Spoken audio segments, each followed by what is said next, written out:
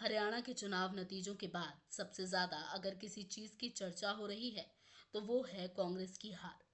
हरियाणा में सबको यही उम्मीद थी कि इस बार कांग्रेस 60 प्लस सीटें लाकर सरकार बनाएगी। सारे एग्जिट पोल, सारे टीवी चैनल, पूरा का पूरा सोशल मीडिया ये मान के बैठ गया था कि हरियाणा में कांग्रेस आने वाली है। चुनाव नतीजों के दिन 8 अक्टूबर 2024 को जब वोटों की गिनती शुरू हुई, बैलेट पेपर खुलना शुरू हुए, तो भी कांग्रेस में बहुत ज्यादा उत्साह था। लेकिन जैसे ही ईवीएम की बात आई, ईवीएम में दर्ज वोटों की गिनती शुरू हुई, तो सारा का सारा खेल बदल गया। अचानक से बीजेपी गेम में आ गई और आखिरकार बीजेपी चुनाव जीत गई। अब कोई ये नहीं पचा पा रहा है कि हरियाणा में कांग्रेस हार कैसे गई। तो असल में ये सब कुछ कुछ दिनों में नहीं हुआ है, बल्कि इसके पीछे एक बहुत बड़ा कारण छुपा हुआ है। आइए इस कारण के बारे में जानते हैं। दरअसल हरियाणा में कांग्रेस पार्टी के भीतर कई सारे गुट हैं, जैसे हुड्डा गुट और शैलजा गुट। भूपेंद्र हुड्डा को ये लगता है कि अगर हरियाणा में कोई सबसे कद्दावर कांग्रेस में है तो वो खुद भूपेंद्र हुड्डा हैं। वह अपने बेटे को भी राजनीति में आगे लेकर आना चाहते हैं और उनका सपना भी था कि अगर इस बार हरियाणा में उनकी पार्टी की सरकार बनती तो शायद दीपेंद्र हुड्डा मुख्यमंत्री बनते। लेकिन ऐसा हुआ नहीं। हरियाणा में बीजेपी की सरकार बन गई। हरियाणा में अगर कांग्रेस हारी है तो इसके पीछे का कारण है गुटबाजी।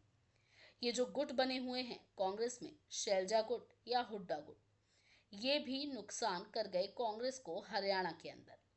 कांग्रेस में अगर गुटबाजी नहीं दिखती, अगर कांग्रेस की गुटबाजी सामने नहीं आती, जनता में अगर ये संदेश जाता कि हरियाणा में कांग्रेस एकजुट है, तो एक चेहरे पर चुनाव लड़ा जा रहा था, तो शायद आज परिणाम कुछ और होता।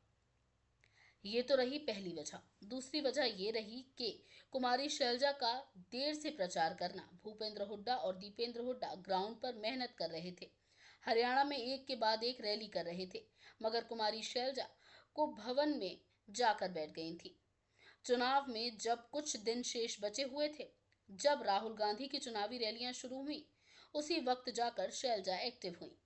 लेकिन तब तक बहुत देर हो चुकी थी। हरियाणा में कांग्रेस के हाथ से बाजी निकल चुकी थी।